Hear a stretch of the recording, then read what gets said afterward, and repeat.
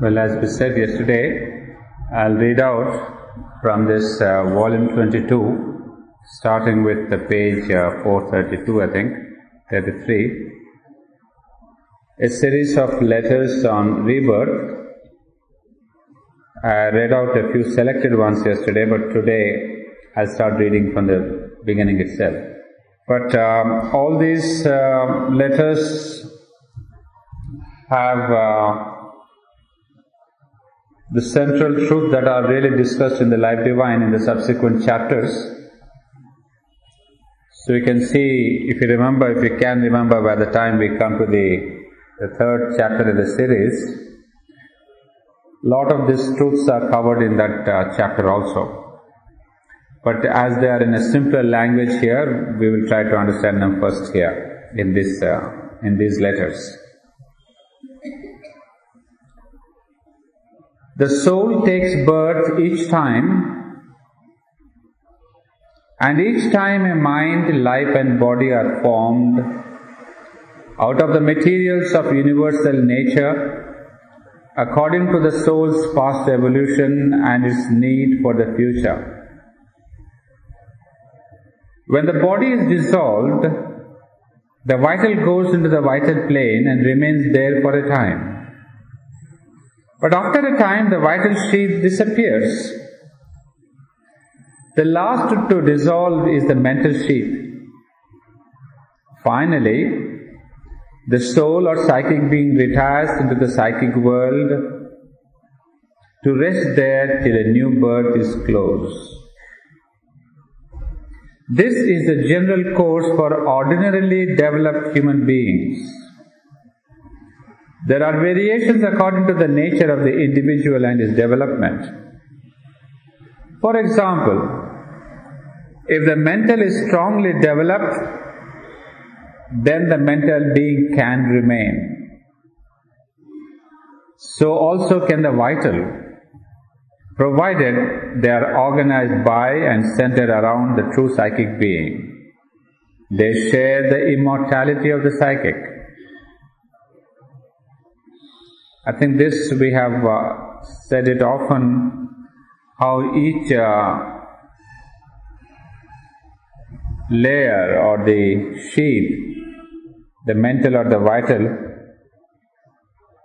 can become immortal if they are centered around the true psychic being. That is, I suppose, the meaning of the transformation of the mind and the vital, that they are seeped by the psychic influence, the psychic light. So the closer our mind and the vital go towards the psychic, the greater are the chances of their remaining or becoming immortal. Otherwise, as I said in the first paragraph, they get dissolved on the respective levels. The soul gathers the essential elements of its experiences in life and makes that its basis of growth in the evolution. When it returns to birth, it takes up with its mental, vital, physical sheaths so much of its karma as is useful to it in the new life for further experience. So this is again something that, remember, we have Sri Aurobindo discussed at length in the third chapter of the series on rebirth. That is, when it comes back to earth for a rebirth, it does gather its subtle mind, subtle vital and the subtle physical,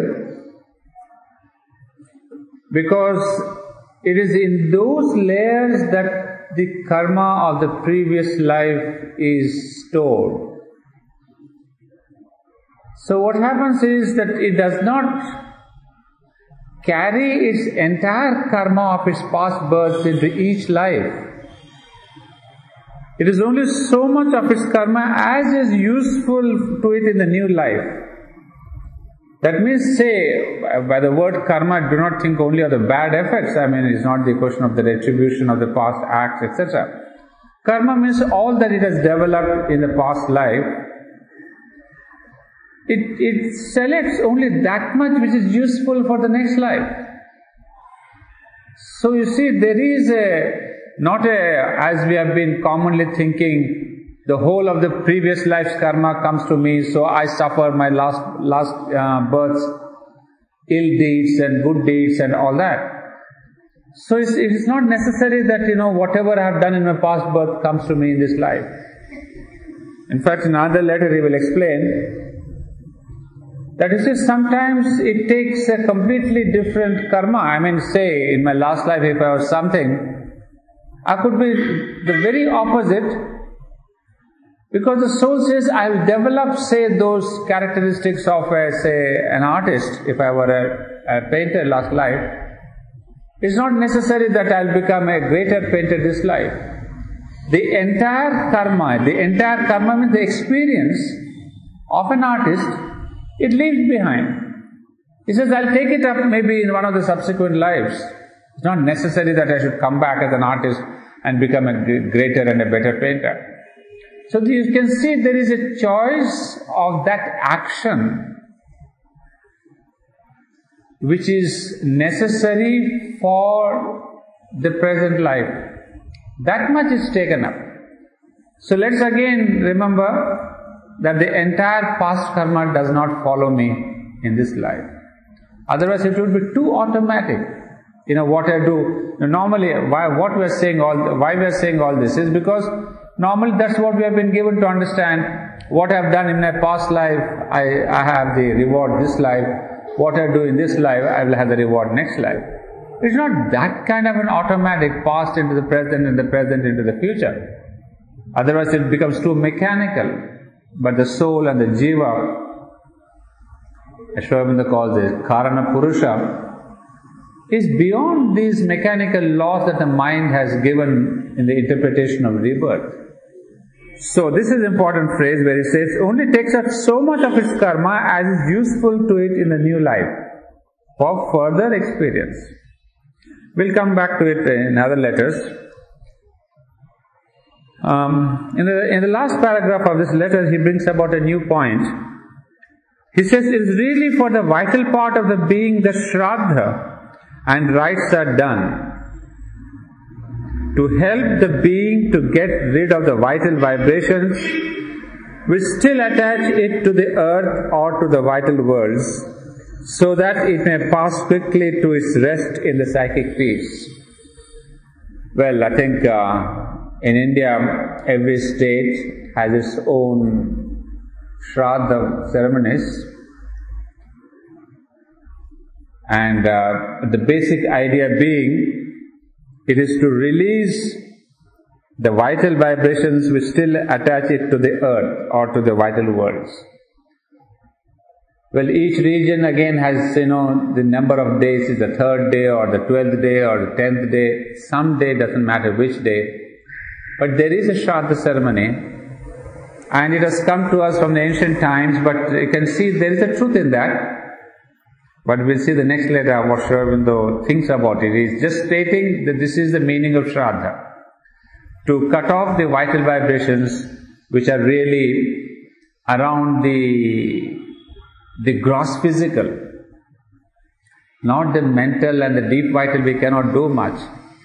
So that's why in Shraddha we have the food, at least in and around Hyderabad. What we do is we prepare the food, because the food is the grossest thing. What Sri Aurobindo calls the vital vibration, we still attach it to the earth. So our preferences to certain foods are the grossest link to earth.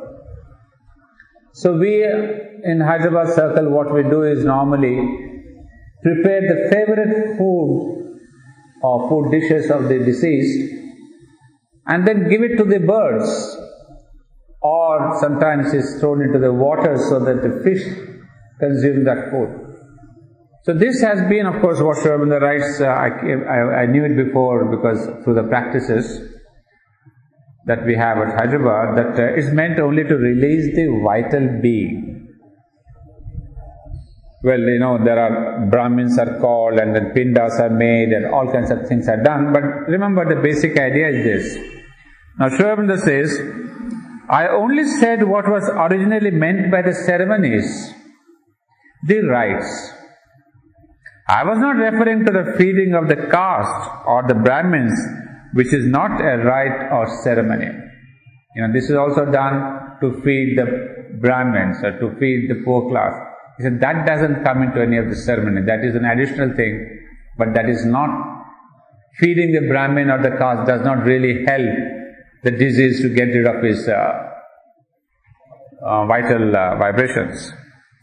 So whether Shraddha as performed is actually effective is another matter.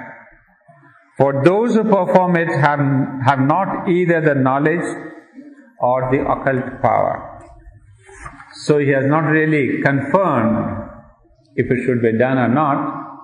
But I have a very vague memory of my father telling me once he had asked the mother about it, and the mother did approve, because this is the basic truth.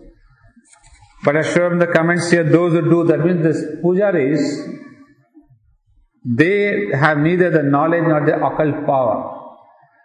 You see, when one does a puja, the Brahmin or the pujari must have that kind of a consciousness to effectuate the function. But as we know, our pujaris at present have hardly any knowledge of what they are doing.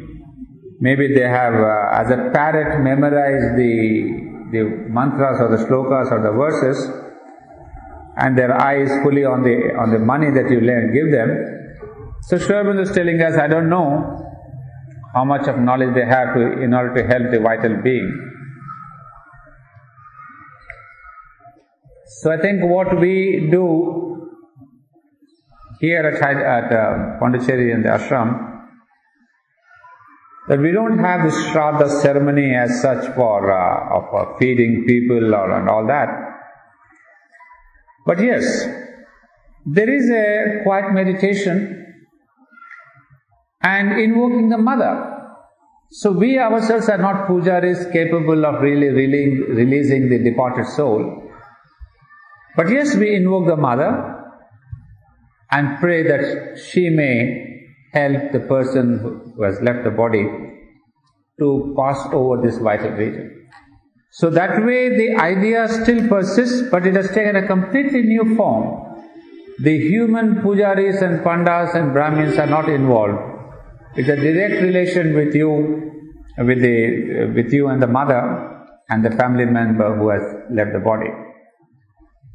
Well, it will come back in another form, in another paragraph. Sri Aurobindo gives us further information on that.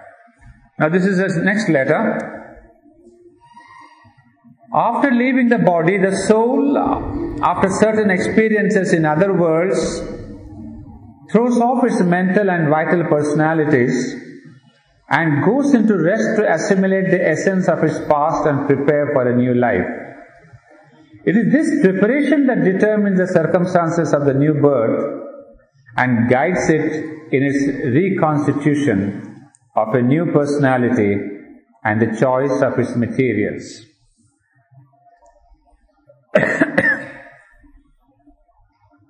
The departed soul retains the memory of its past experiences only in their essence. The details are not there at all. Not in their form of detail. It is only if the soul brings back some past personality or personalities as part of its present manifestation that it is likely to remember the details of the past life. Otherwise, it's only by yoga drishti that the memory comes. So you see, this is again a further clarification. It is only if the soul brings back some past personality. I mean, say 10 births before it had developed a personality. And in the present life it wants to have something of that personality. then it can have some details, because it's useful for it to kind of, continue that past experience and to fulfill it.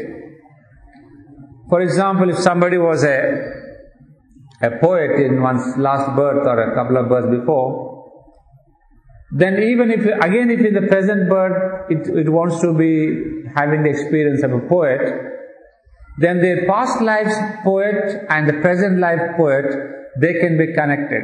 So that the experience of being a poet is not just a poet, means it's not a name, it's not a fame, it's the experience of the expression of being a poet. Then he says there could be a continuity of the past personality into the present personality, and the soul will retain some memory. So you see, these small hints tell us that the whole thing is not so automatic as we think it to be. As you said in the first letter, there's so much of its karma as is useful. That means, if we think that this life as a poet, I would like to have something of my past 10 births back, it takes that karma of the poet of the past lives. Otherwise, it says, it's only the yoga drishti that the memory it is by yoga drishti that the memory of past lives can come back. The Karana Purusha is what is called the central being by us, the Jiva. It stands above the play, supporting it always. There may be what seems to be retrograde movements, but these are only like zigzag movements, not a real falling back, but a return on something not worked out so as to go on better afterwards. Well, that is the first idea. We should have a little clarity on that. You see, it is not a unilinear march of the soul. That means if in my last life I was this and this time I was a little better and next time I was a little better. Because the better is not in the understanding of the human beings. If I was a rich man last year, if I may be a king this life and next time, it's not getting richer and richer, happier and happier in each life. Maybe in my past life I was very happy, but in this life I purposely take a kind of a beggar's life, or a life of poverty, or a life where there's no joy in my life. But these are, as he calls it, a zigzag movement. So our evolution is not always from happiness to greater happiness, from riches to greater riches, comfort to greater comfort. That's a unilinear progress, but that doesn't give it an integral progress. So there are zigzag, what Sri Aurobindo calls the retrograde movements. So sometimes it gets back into maybe suffering or unhappiness or a quietness or a passive life. And these are phases where it works out something that it had left in the previous lives. So it's not all that dynamic and self-expressive and avant-garde personality. It is there more a kind of a retreat. But there also it works out something not worked out so as to go on better afterwards. And then this famous sentence which we had yesterday, the soul does not go back to the animal condition, but a part of the vital personality may disjoin itself and join an animal birth to work out its animal propensities there. Well, this we saw yesterday, how the vital being, a part of it can come out and become an animal, as you said, either a dog or a pig or a goat or some of these animals which are, I suppose, much more vulnerable or open to any kind of a sex desire. Basically, it is the basic instincts of the sex that is there in the dogs and the pigs.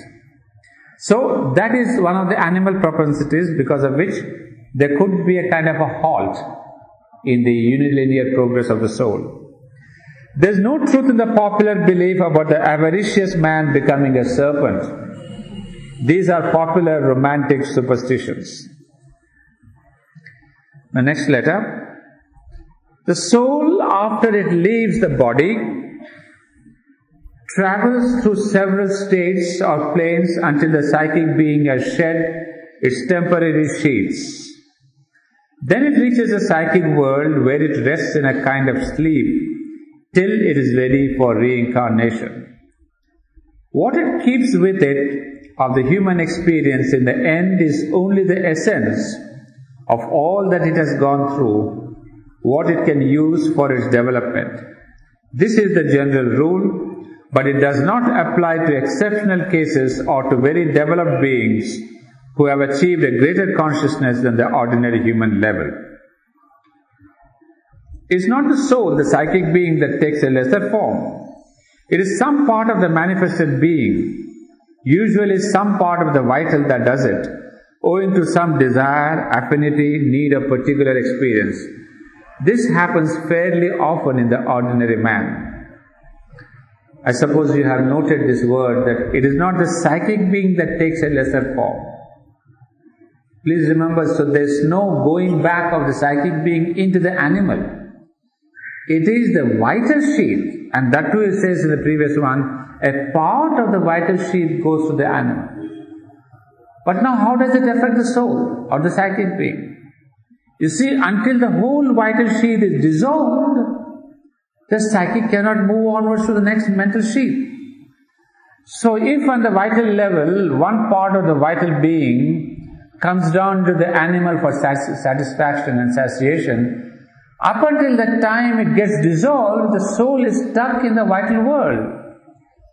So you see, that is how the animal birth or satisfaction delays the upward or the higher movement of the psychic being. It's not that one part becomes animal, let it go, the psychic keeps moving. It cannot, because until the whole vital sheath is dissolved, the next journey is not possible. That is how it's directly linked. Our vital passions of this life are directly linked with the onward journey of the psychic being. It delays.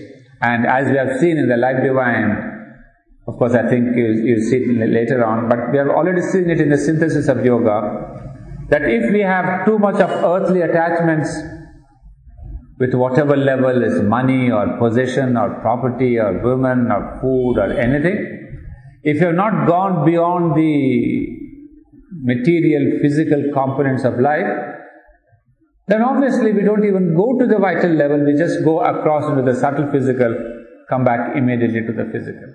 If you have gone a little higher into the vital world, again we come back from there.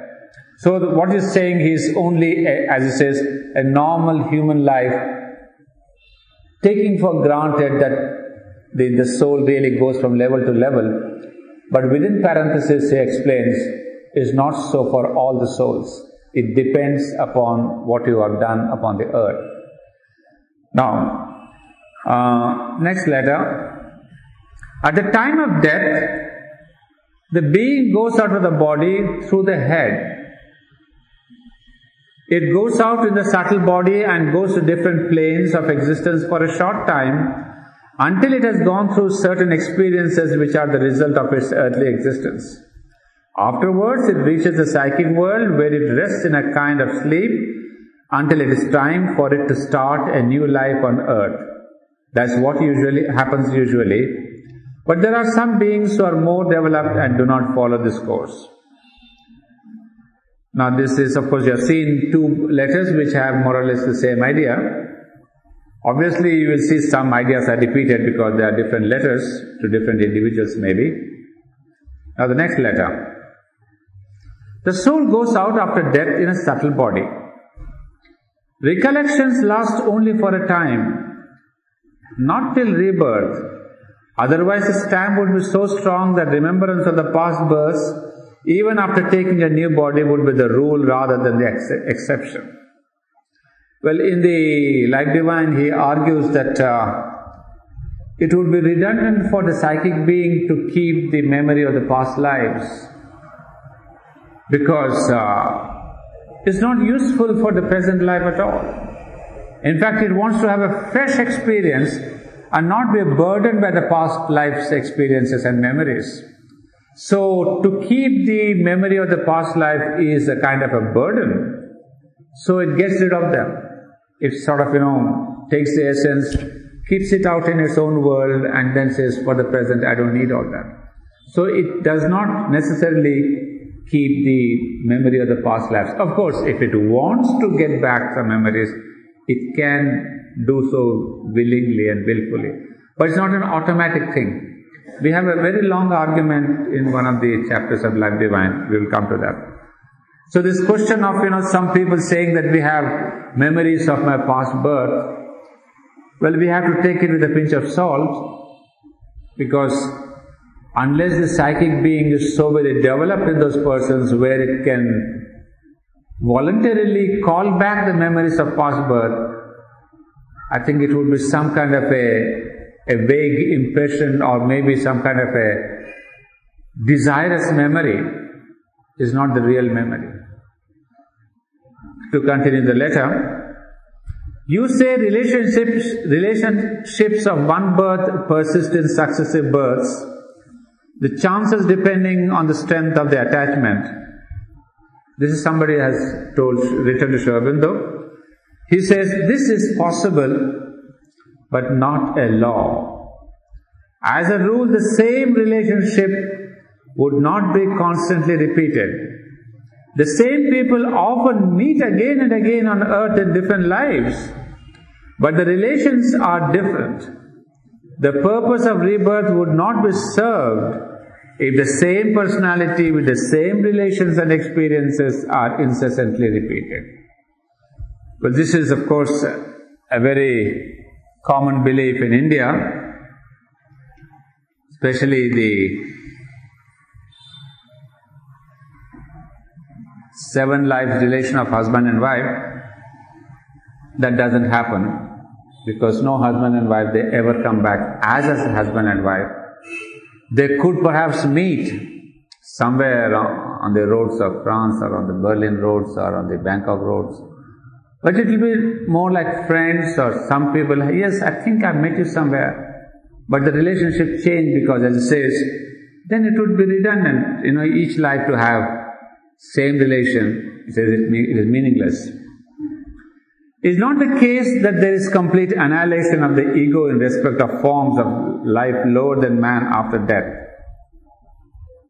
What was spoken of as being in a static condition of complete rest is not the ego, but the psychic being after it has shed its vital and other shields and is resting in the psychic world.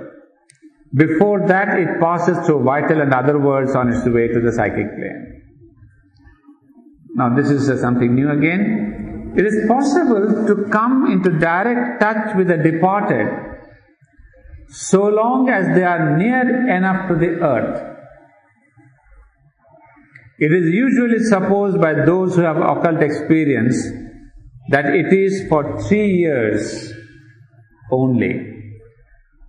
So you can see a hint here that the departed soul stays close to the earth, not in all instances, but where there's the problem of, the vital world are keeping it back for almost about 3 years. Or if they are earthbound, or if they are of those who do not proceed to the psychic plane, but linger near the earth and are soon reborn. Universal statements cannot be easily made about these things. There is a general line, but individual cases vary to an almost indefinite extent. There is after death a period in which one passes through the vital world and lives there for a time. It is only the first part of this transit that can be dangerous or painful. In the rest, one works out, under certain surroundings, the remnant of the vital desires and instincts which one had in the body. As soon as one is tired of these and able to go beyond, the vital shield is dropped, and the soul, after a time needed to get rid of some mental survivors, passes into a state of rest in the psychic world and remains there till the next life on earth. Now, this is something interesting.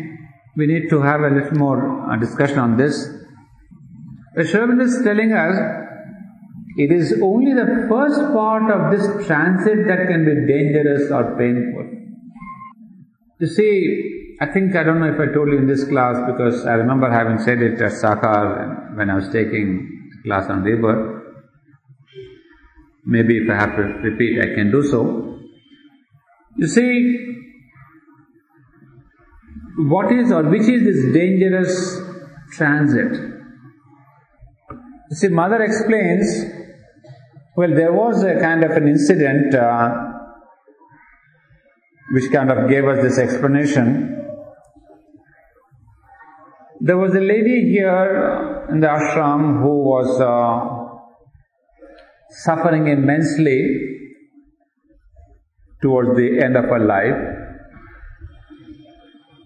So much so that she even started getting, losing some even faith in the Mother and Sri Aurobindo. Because, normally that's what one thinks, when I'm suffering, if I pray, Mother will take care of my suffering. But if the suffering doesn't go, then, you start questioning that Mother is not listening to my prayers and all that. Whatever.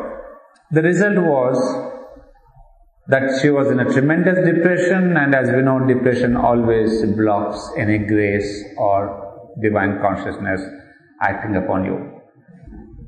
Whatever the reason, when she passed away,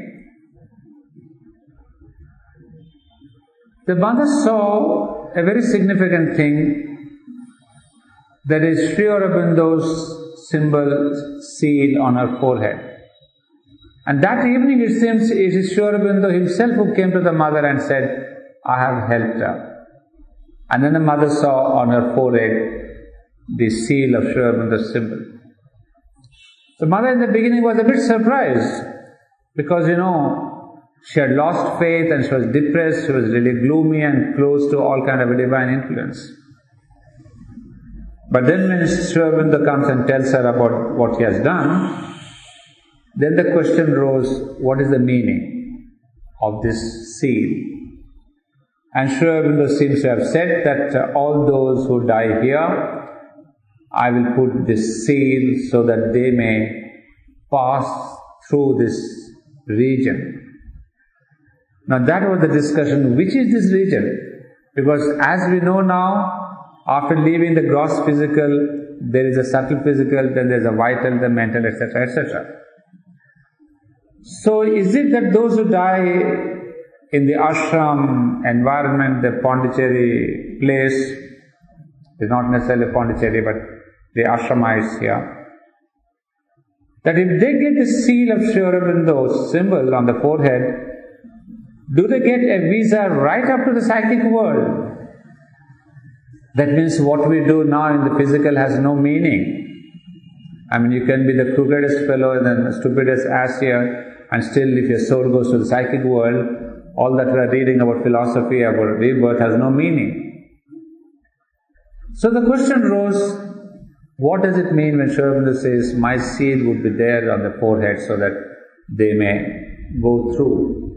These are not the exact words, I'm just explaining the meaning. Then the Mother explains that immediately after after death, the soul enters into a region called the domain of death. That's what Sri Aurobindo refers to here. The transit is dangerous or painful. There is this domain of death which is the dangerous and painful region. And Sri Aurobindo's seal helps the soul to pass this painful and dangerous region called the domain of death. So it's just immediately after the soul leaves the body. Because as it says, in the rest one works out. So if Sri Aurobindo's help pushes the soul beyond this domain of suffering and pain, then the suffering is not that bad in a way, if I can say that. As it says, it can work out under certain surroundings, the remnant of the vital desires, etc. So afterwards, the soul gets a kind of impetus to the possibility, it works out itself. So what Sri Aurobindo has done is to really see that the most difficult passage, the most dangerous, the most painful, there Sri Aurobindo gives the push. Of course, again the question came up, what do we mean by those who die here? Is it the boulevard area of Pondicherry? If we die at Vaitikuppam, Vaitikuppam is outside boulevard. Puducherry, no chance. So those of you who take new houses, see that you are inside the boulevard. And those who are here, you are lucky. But obviously, the here is not a geography. It is later in another context you would say, those who are turned to Sri Aurobindo and the Mother and have surrendered themselves. One can turn as an intellectual, mental curiosity, what is this supermind, I want to know with my mind what is supermind. Quite an audacious demand. But that's not turning. Turning is those who take really ashray, sharanam, surrender. So those who take up that kind of a surrender and not write, I'm here, Sri Aurobindo's birthday and mother's birthday, I come here and then maybe on 1st January there's a Tirupati darshan, so I go to Tirupati on the 1st January. Maybe on 10th February there's another darshan at Meenakshi temple, I go there. And 21st February I come back to Pondicherry. It's not this kind of, paying lip service to all the gods and goddesses and then say, Mother, I'm going to die here, so you take me through. No, it is an exclusive turning to the Mother and Sri Aurobindo, coming under their shelter and fully and totally depending on them. For them perhaps, this blessing works. That is, the soul is taken to the worst phase of its journey. Well, I'm telling you all this, thanks to a discussion I had with Jugal Kishore Mukherjee. Some of you know him. Because when I was reading all these chapters on karma and rebirth, I thought, I should go to somebody who knows more about this inner secret. So we had a long discussion. And this is what ensued. And these are the answers that we get. So this is a very important letter. In fact, I had not understood that before about the domain of death. I had not linked it with this, but now it becomes clearer. And so it says, this domain of death is the place which is most dangerous. In fact, if one is blessed, of course one is blessed, it's a little personal thing, but it throws a lot of light. When my father-in-law passed away,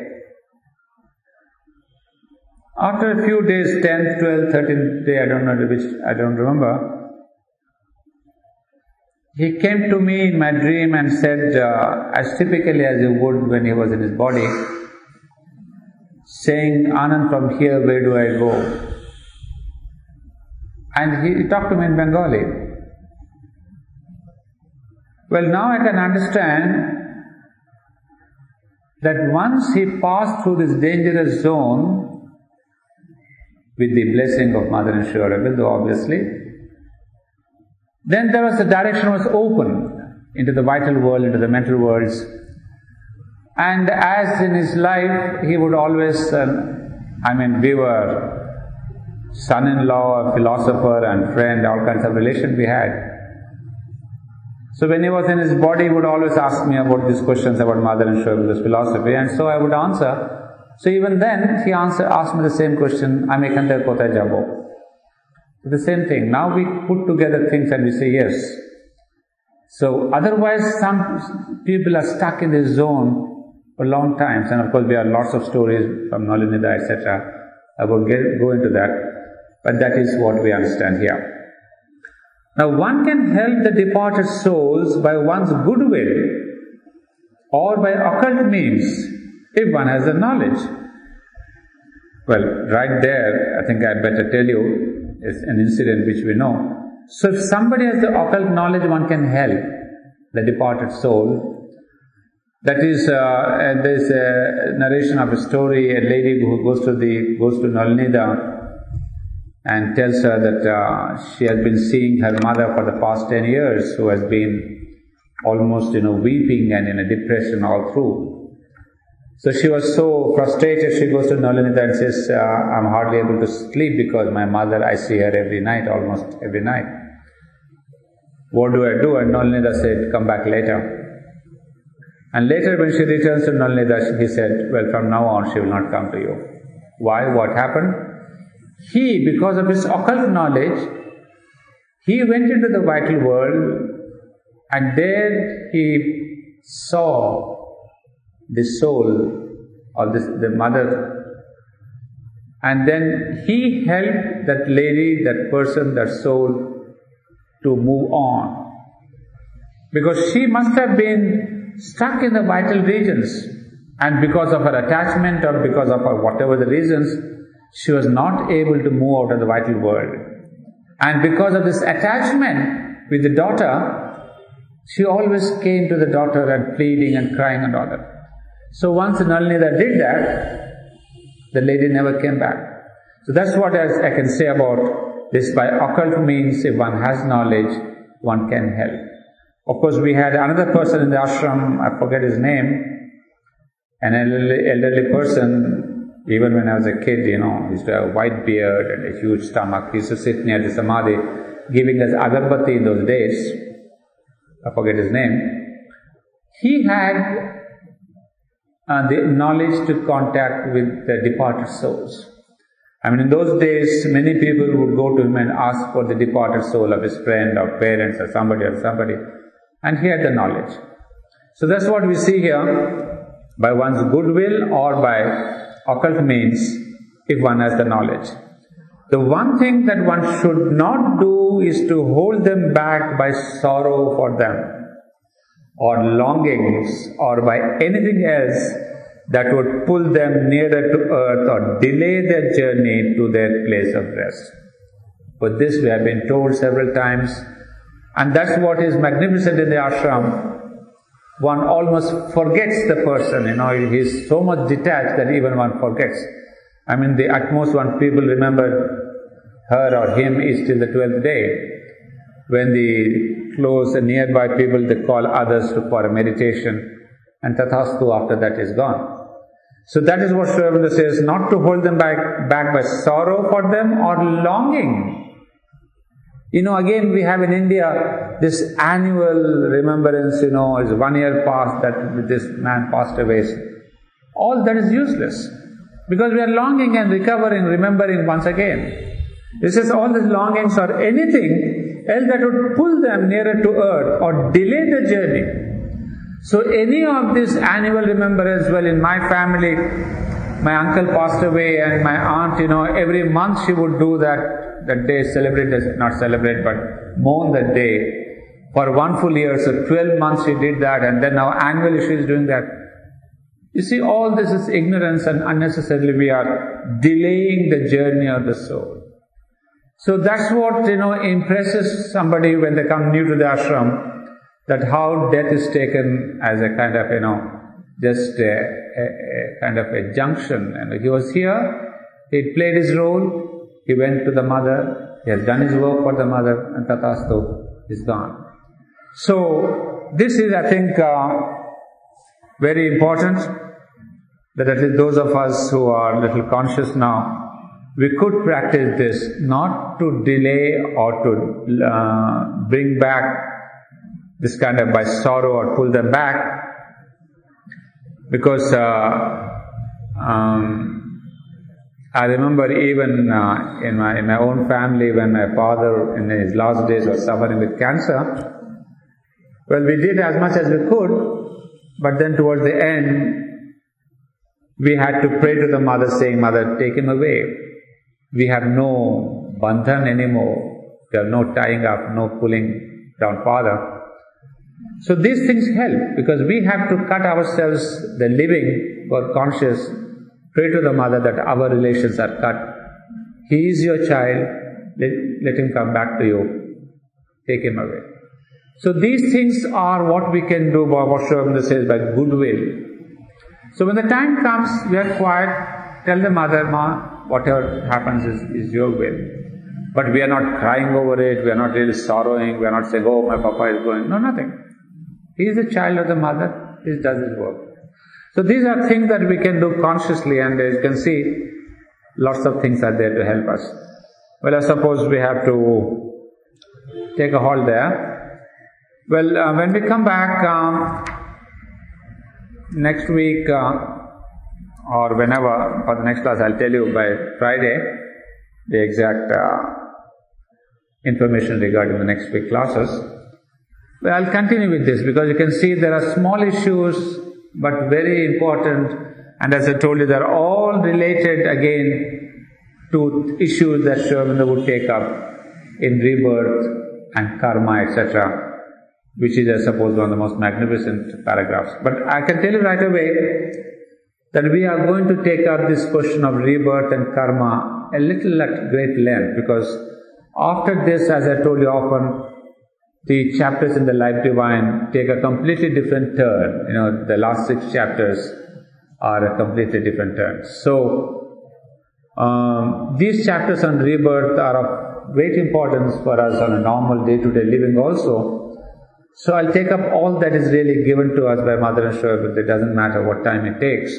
But let me complete one real major subject of philosophy and a major concern in our life. Yeah?